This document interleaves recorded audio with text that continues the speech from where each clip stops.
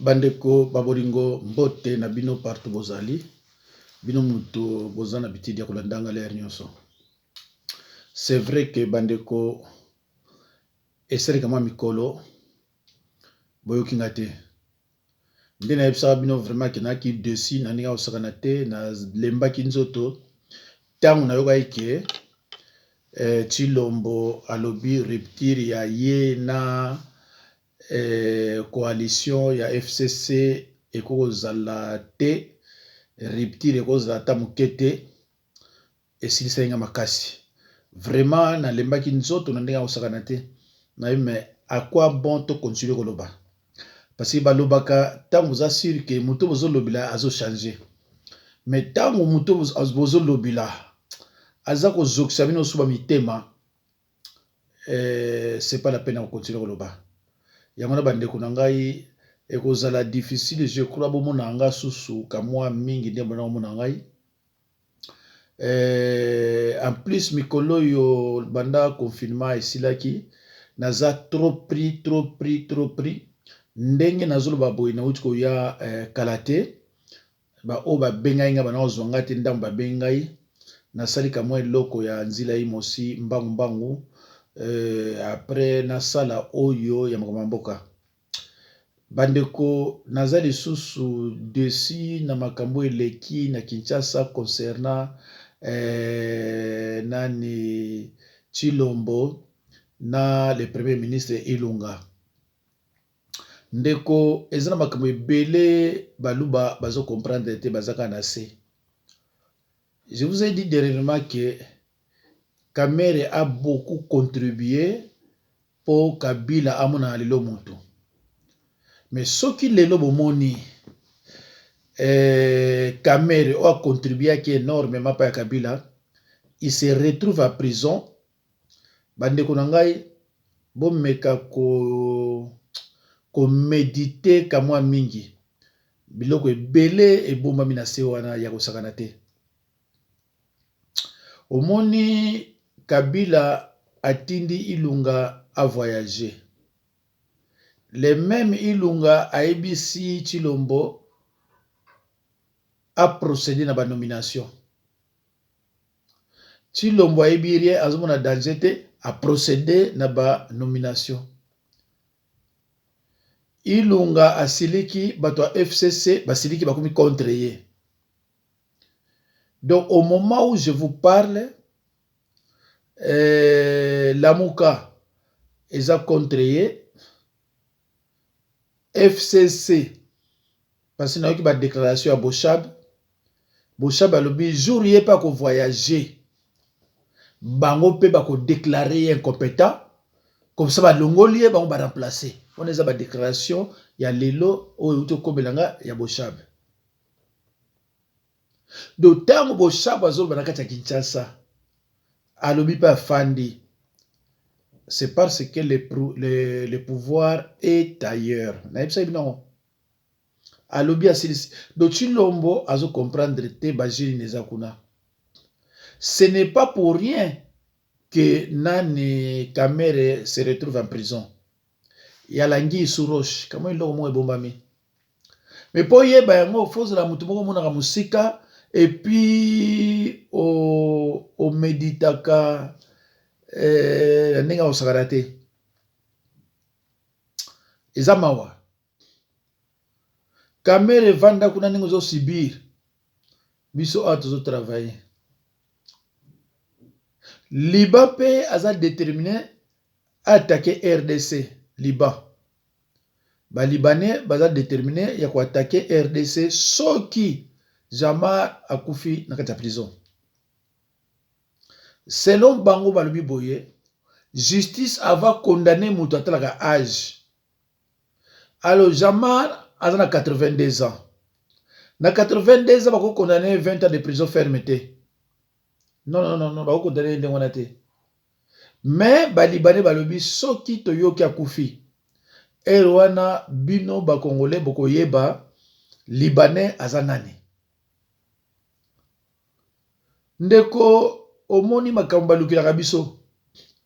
mboka mobimba bokotisa ba libanais bokotisa banani bokotisa bato ebele oyo bazanga na bango ata tina na mboka na bango akoya na mboka na biso bana mona ye mutu nyonso wana kaka mpona kodétruire mboka bandeko baluba nayebisaka bango ke ngai na koganye nayebisaka bango ke ngai naza na kati ya hélicoptère nazomona nyonso ezoleka na se bango bazomona te état de droit oyo bazoloba na Kinshasa eza état de droit ya Kabila Kabila moto azoloba loba état de droit loba état de droit loba état de droit bango bazoyeba te bazokenda bango kiyendi jour état de droit ngo ekoprape Tshilombo bamosusu bakolela bamosusu ndeko bakolela parce que bazoloba na ele nyonso ke état de droit il faut respect na baccord sikoyo na minute oyo nazoloba na bino Tshilombo apesi Ilunga premier ministre 72 heures a démissionné Kabila alobi loba na ye a démissionné ye Tshilombo azoyeba te ntango Kabila azoloba na ye loba na ye a démissionné azoyeba te Kabila azocreye baproblème sikoyo na minute oyo bato nyonso ya FCC bakomi contre ye bakomi contre Tshilombo lamuka contre ye mais bobosana te nzila ye mosi mpe azoya parti politique ya bakongo nzila ye mosi mpe eza koya tokotala nde bobanda kokende ozwaka bavoi na bakongo mpona kozwa bavoi na bakongo ozala na yo il faut lekana na nzila ye mosi nzila ye mosi alobi non bakongo mema balobi non sili osala biso bolingi tomoni nde bomaltraite nde mbwanda tsemi tomoni yango e tokozonga nsima mpe te donc na minute oyo po tokóma lendi Ilunga fa poser démission na ye entre temps John Numbi soki général Numbi Katange azokanela Tshilombo au pouvoir na nini pouvoir na nini bandeko nanga bakoyebisa baluba ke Tshilombo a été nommé il avait gagné oh a gagné pas Tilelo il y a des baluba qui sont derrière Tshilombo ils ne comprennent rien tant on a bien que malheur à ceux qui comprennent toujours en retard pour moi on dit blague mais ça blague était bandeko ça passe ndeko nanga nazala ba image ya bato bakufi na este ndeko za mawa so na balance yango YouTube na banzi ako bloquer ako même ko bloquer ngambala moko c'est atroce na este bazokunda bato mususu baza vivant bazokunda bango toza na bato mosusu ya Kivu awa na RDC tina poto bandeko na bango basila ndeko nanga soko za na filme ya Kivu okoluka munduki oboma Tshilombo so balakisi yo ba filme za na Kivu ke wana baza bandeko na biso ndeko okoluka oboma Tshilombo pona Tshilombo so bana eri asa sacrifier bakoto na tout soki mundu bazoloba na yo naza opposant ou bien nini kokipe ete de toute façon nga bayebinga nga banda Tshilombo alekaki na ndenge na mundu baluba atelemaki moi je considère pas mundu ba non ti lelo bazotinda nga babiloko moko na avantage ya Tshilombo na bato nga banamona niti ba intellectuel mais bazotinda biloko na avantage ya Tshilombo bazomona musika te mais ça mawa nalobaki ngai na ko gagner bato basalanga ba émission d'ailleurs moi si mosusu asalanga mission bakomi déjà ko frapper ce n'est que le début mais tokota ndenge kosukila yo mutu yaki ko représenter baluba parce nga lobaka na baluba yo mutu yaki ko représenter bango un jour ma sœur okende kolela na wc hein okolela na wc avant bana na yo bazala ba victime bandeko suzo tala makambo na mboka na biso bi o mboka ndenge nini tina kende na like sabino déjà kama ba image na bandra oya mabe uti koya na Bakongo oyo uti koya na Bakongo d'abord tout un an yo voilà. Oh mon Dieu, quel pays! L'accident vient de se passer tout à l'heure, il y a quelqu'un en bas, mais malheureusement, les gens sont en train de voler, malheureusement. Je me pose la question, on est où là? Ça vient de se passer tout à l'heure vers le bas Congo.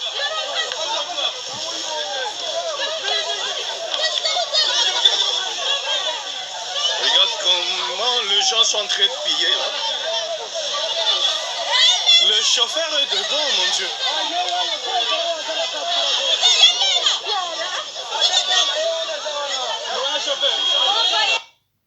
Voilà, wana audio leka lelo na ba Congo, na banzi boyoki ne balobi, mboka telema masumu eleki, makile komaka kotanga mikolo nyonso.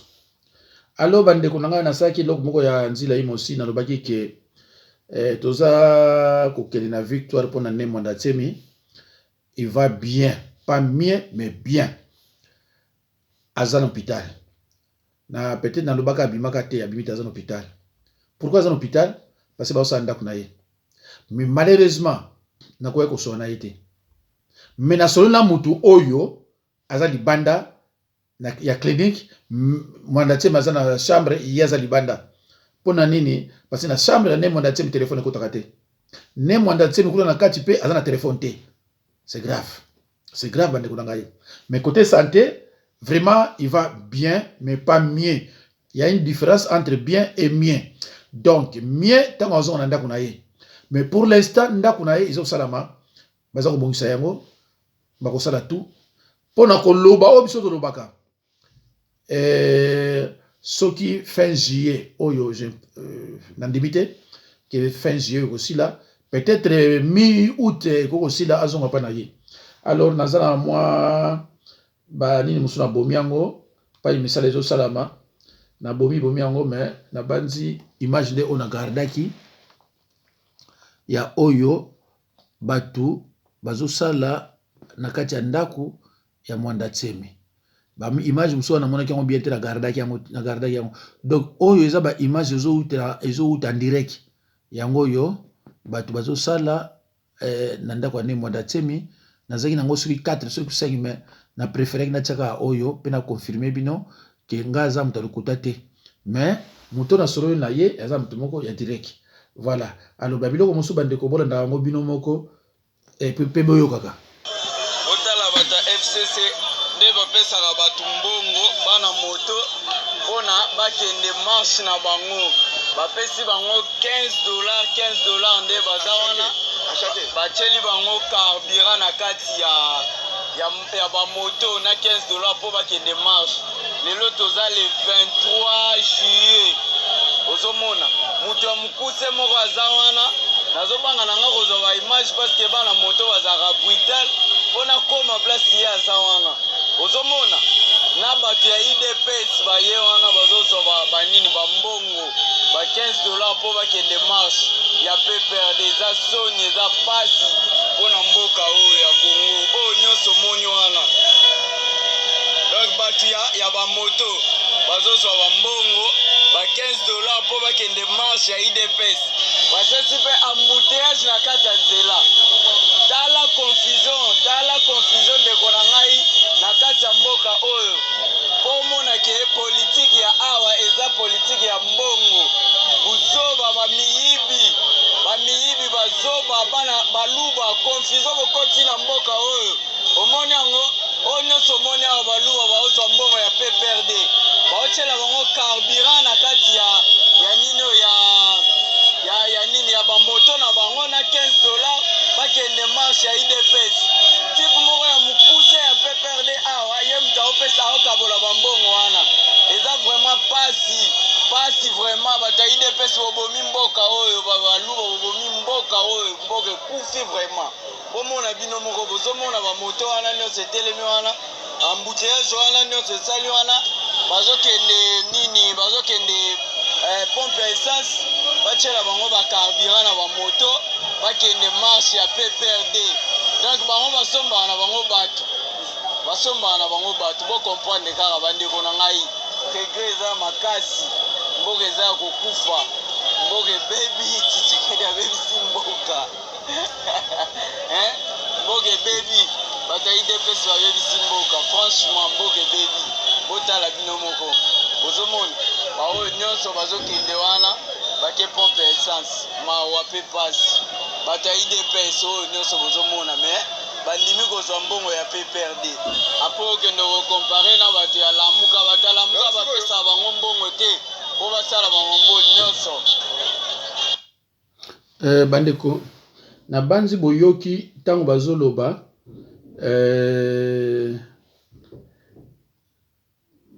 ntango bazoloba baluba ngai te o baza na Kisasa bazoloba baluba bazoloba teke Chilombo bazoloba baluba donc ntango nalobaka je crois que nakosaka te. Alors bandeko tozotala kaka ba image yango toyeba soki ndenge nini.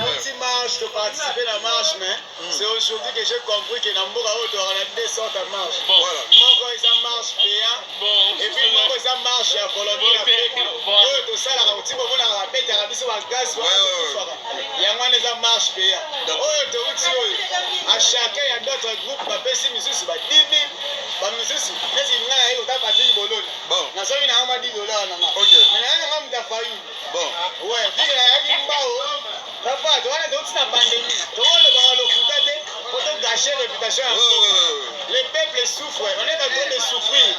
Tu vois, c'est la pandémie, tu vois, on a ça, il va inviter dans Mbongo, là où ça, on vient, on a recouvert à Mobola.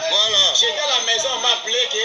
Il y a une marche qui est pacifique, il y a un niveau FCC que je dois participer. Okay. Et puis j'ai participé, on m'a payé $10. $10.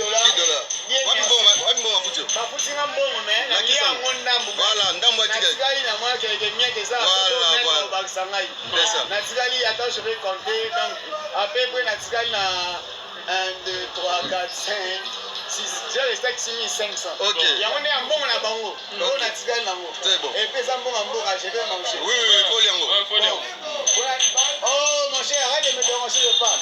Ok. Donc, vous allez voir au Bakissa. Mais là, au Bakissa, c'est ça que.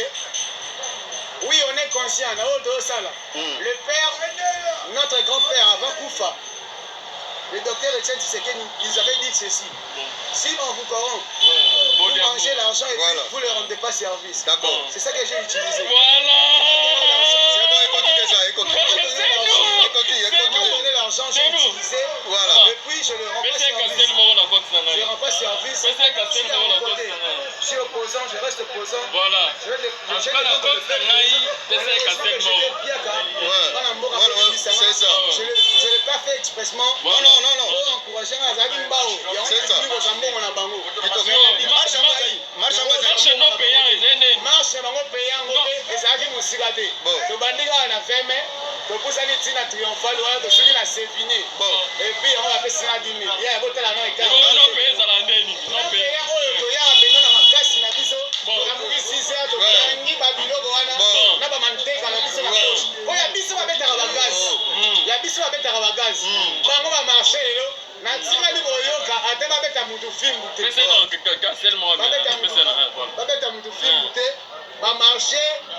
Donc paisiblement, tranquillement, à l'aise. Mais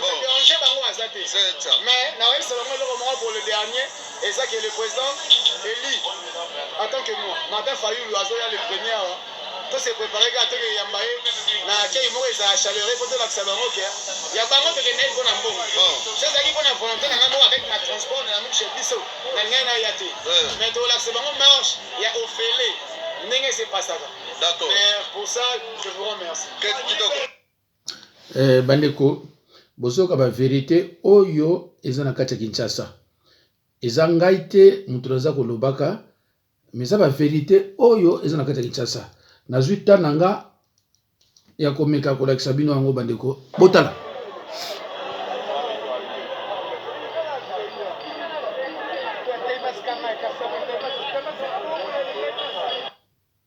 Bomoni pe perdre ndenge azoka mbongo na mayele.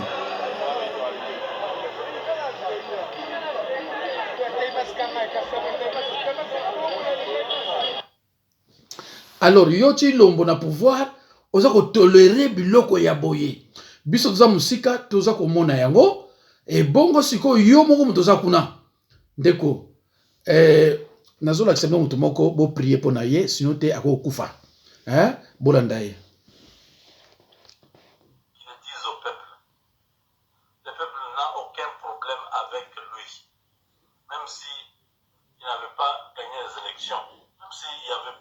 il n'y avait pas de résultat clair entre lui, Martin Fayoulou et Ramazan Chagari.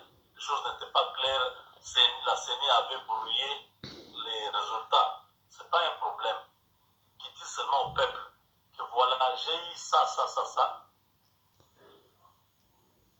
Parce que je ne voulais pas que ces gens puissent prendre le pouvoir. Ça pouvait être à notre désavantage. Le peuple va lui pardonner. Il n'y a aucun problème. Le peuple va accepter. Et le peuple va les soutenir. Mais tant qu'il va cacher ce qu'il connaît dans son cœur et il est incapable de pouvoir diriger le pays. Ndeko, bon me kotia ndeko na prière parce que ceux qui botiki ka boye akoko kufa. En tout cas ceux botiki ka boye akoko kufa parce que a commis qu'on reconnaître que Chilombo a gagné une élection té. A commis qu'on reconnaître yango baluba hein oyo ami pesa ki pa Chilombo na ndenge moko azui rien. Tato yo Jean-Claude Mubenga sui Mubenga. Ami pesa ki na ndenge moko sakala azui rien.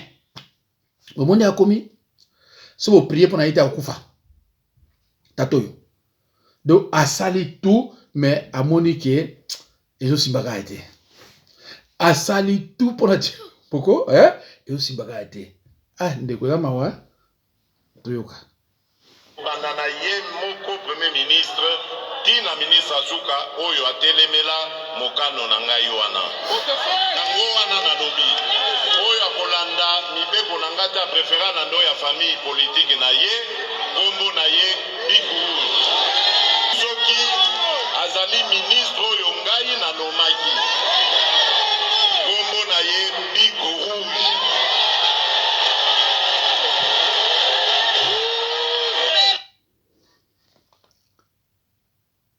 banana ye moko premier ministre. Bon natiki bandeko bomoni azolobela nani Ilunga na pesi minongo ndambo apesi 72 heures a démissionné aleki abandi koloba bato so FCC bazotaleka abwe ya lobaki rupture réalité et même mon na donc nyonso azolobaka bakolandela yango ndeko malembe na omoni na tribalisme ya kozoba luba na baluba bande ko sona ozwa temps na opesa mino ba kombo ya ba conseiller nyonso ya Chilombo 92% baluba 3% na banzi ya Kananga bango 3% banzi ya Kananga na bité ceux qui se ya ba nani wana ndeko na ngai eza mawa ya komona. Des magistrats et des militaires ont été nommés par ordonnance présidentielle. On rappelle qu'il y a deux camps au pouvoir, le parti cash du président Félix Tshisekedi et le FCC, parti kabiliste dont est issu l'actuel Premier ministre Sylvestre Ilunga. Or, le Premier ministre n'a pas été informé de la prise de ces ordonnances et l'a fait savoir par communiqué. Christophe Rigaud, déjà un Premier ministre qui demande des comptes au président, ce n'est pas courant. Non, ce n'est pas courant, mais c'est assez logique dans cette coalition qui est un petit peu à bout de souffle et où chaque décision d'un camp est en fait contestée par l'autre. Le problème sur ces nominations au sein de l'armée, c'est que normalement elles doivent être discutées en Conseil des ministres. Cela n'a pas été visiblement le cas et le Premier ministre n'a pas reconnu la signature du vice-premier ministre qui a signé ces ordonnances. Oui. Mais parce que le Premier ministre aurait été en déplacement à Lubumbashi à ce moment-là. Tout à fait. Donc c'est l'explication. C'est l'explication, mais en réalité, il y a un profond désaccord sur ces nominations, notamment sur la surprise en fait de ce remaniement qui est en fait la mise à l'écart de John Numbi, qui est l'homme fort du Katanga, et donc effectivement, on assiste à une guerre larvée toujours entre le FCC et puis Cash Félix Tshisekedi. Oui, le général John Numbi, qui est-il ce général qui cristallise les tensions? Alors c'est un général qui est sous sanction internationale et c'est la raison pour laquelle Félix Tshisekedi l'a écarté sous la pression de la communauté internationale. C'est l'homme fort du Katanga, c'est l'ancien chef de la police congolaise et il est sous sanction internationale puisqu'il est soupçonné d'avoir été le commanditaire de l'assassinat de Floribert Chebeya, un militant des droits de l'homme en 2010. Il a été mis au vert par Joseph Kabila dans son Katanga natal et c'est quelqu'un qui est effectivement soupçonné d'entretenir et d'instrumentaliser des groupes armés dans le Katanga. Et c'est vrai que son éviction pose question parce que c'est quelqu'un qui a une forte capacité de nuisance et pour le moment il prend assez mal la chose. Il a fait une sortie médiatique assez remarquée et c'est vrai qu'on se pose la question jusqu'où sa capacité de nuisance peut aller. Mais quel est le rôle de l'armée dans ce jeu politique ? L'armée a toujours tenu un rôle politique très important. D'ailleurs, John Numbi, quand il prend position, quand il se défend, il le fait quasiment en tant que comme politique. Mais effectivement, c'est un maillon très très important. C'est une armée qui a été complètement façonnée par Joseph Kabila pendant ces 16 années de pouvoir, et c'est ce qui permet tout de même de tenir le pouvoir politique. Alors par rapport à ces ordonnances présidentielles, la famille politique du Premier ministre, le FCC, dénonce une violation de la Constitution. Est-ce qu'on peut vraiment parler de violation de la Constitution dans ce cas-là ? C'est vrai que c'est assez compliqué. Je vous avoue très très honnêtement que je ne rentrerai pas dans ce débat constitutionnaliste parce que il y a des sons de cloche très différents, mais ce qu'on peut vraiment voir, c'est qu'on va vraiment vers une sorte de blocage institutionnel. Vous l'avez rappelé, il y a plusieurs dossiers qui empoisonnent les relations entre le CACH et FCC, la nomination du président de la CENI, une réforme judiciaire. Donc c'est vrai qu'on s'achemine vers un blocage permanent sur chacune des décisions prises par soit le président Tshisekedi, soit par le FCC. Et c'est vrai que c'est inquiétant parce que ça rappelle en fait la crise préélectorale que l'on a vécue en RDC entre 2015 et 2018. Et c'est vrai que plus le temps passe, plus le pays s'enfonce dans la crise politique. Christopher Rigaud, merci. Je rappelle que vous êtes directeur du site africarabia.com consacré à la RDC. Ndeko, omoni baku baza komonte nani Chilombo azo comprendre na ye te. Azo comprendre na ye eloko moko te nini ezolekaka. Akosutuka oyo ekoyela ye. En la personne du général John Numbi Tambo qui n'a pas été reconduit dans ses fonctions militaires. Plusieurs personnes ont effectué ce déplacement jusqu'à la ferme privée du concerné. Ici, c'est un message d'unité que lance Jean-Claude Kazembe Moussonda. Mon famille yote amukosake mambo. Mambo ya famille banatengenezaka mu famille. Joseph Kabila, kama mimi kukosea, unirumie ba.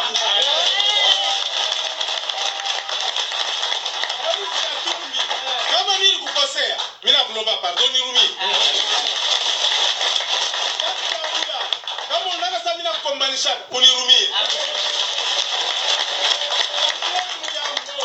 Majina yangu, kama unasema mimi nakukosea kama mbiami, unirumie. Citoyen congolais né au Katanga, il fait cette plaidoirie auprès du président de la République. Joseph Kabila n'est pas ton ennemi, c'est ton frère. Les problèmes des Katangais, les problèmes des Congolais seront résolus par les Congolais. Nous voulons signer avec toi, Antoine Félix Tshisekedi, notre président, un pacte de paix, un pacte d'amour, un pacte de développement du Congo. À son tour, le général John Numbi Tambo s'est adressé à tous ses visiteurs en ces termes. Le président Félix n'a pas arrêté dans toutes les réunions de dire « Je compte sur la rigueur légendaire du général John Numbi ». Chaque jour, ça créait des ennemis, ça créait des jaloux. Et au finish, ils induisent le président en erreur. Je ne suis pas un Cette cérémonie s'est clôturée par une visite. Bandeko, tokomi na suka, tosukisi. Na banzi, bozo comprendre Kabila ndenga zo tchachi lombo na ba conflit. Dernièrement, bakasaye na bakatange babomana na katanga. Na mona yita na passer une information na réalité. Wala pena zuwa na coup de téléphone. Et na zuwa ngosu na baninga mso États-Unis. Babi kuna ça ne va pas kakata mwasali nomination na ye oyo eutiko leka. Donc Kabila azo tchaye na ba conflit sans que Chilombo na baluba ba comprendre. Parce que comprendre azo tchaye na ba conflit koto yo salabo eza conflit koto salabo conflit. Jour ba ko zwa yo okomi na benemi belé. Ezaneti ndoki soza na ye. Azo bimisa ko mutubabe azo bimisa mutubabe azo bimisa mutubabe jour ba ko lia yo kufi. Babia omoni azalaka boye azalaka boye azalaka boye. Bandeko eza mawa ndenge baluba na Chilombo bazo memamboka mboka eza ya kukufa na ndenge mwa osakana te. Na banzi na lakisa bino même baninga o baza na prison ndeko eza mawa. Tala batune bazo kabambongo po bakende banini na présence ya ye Chilombo là na pays mais Chilombo ne parle pas, Chilombo ne dit rien. Donc ceux qui Kabila bina di yaka kene ko longola batu ba ayimba ngo longoli. Azo ibate Kabila azo memaka ye na ba conflit. Azo kontra conflit batu boy, azo kontra conflit batu boy ayebi ke bakatange na bakasaye ya mbujimai bazabana ya kokomoko. Mais bayoka na kate. Lukola bayoka na kate ye a profiter na yango. Ti akumeba onani na batete na lisusu baluwa. Tande azo memaka malembe Chilombo azo comprendre na rien. Mais Chilombo a cause la surprise. Donc moi ndenga zo yaka munene a cause la surprise na vie. Donc ndenga na lobai ke baluba boko pesa nga raison un jour. Bomoni Jean-Claude ndenga komi, bomoni Jean-Claude ndenga komi, Jean-Claude a mi pesi na Chilombo na ndemo osakana te, mais Chilombo azo kende ba côté mususu. Oh. Yesu mona Chilombo fallait ya côté pa ibweme. Chilombo azo kende côté mususu. Tala siko ninga lobi. Même ceux qui a gagné le pouvoir, même ceux qui pouvoir les a fait même et comme même n'a pas même. Talane ba institution nyon sur na boka Kabila, mais il y a des cas des balouba on va se croire toujours pas Chilombo. Vraiment bandeko eza mawa. Tant on a le baké, ba musu baza ba mandian. Bon monde qui mendicité, bon monde baluba ne bazo wela mboko ba dilola bon monde baluba. Ngate mtu lobi yango, mutu na kini. Ta ngana lobaka ngana finga kate ngaza musala nzambe na ko finga te na yebi na bimisaka nini ta ona bike muluba kabakate muluba za traître muluba za bo o ngazo loba na bino eza ndenge bazali eza ko finga te eza ndenge bazali bandeko na tiki bino nzambe pa mula bino merci.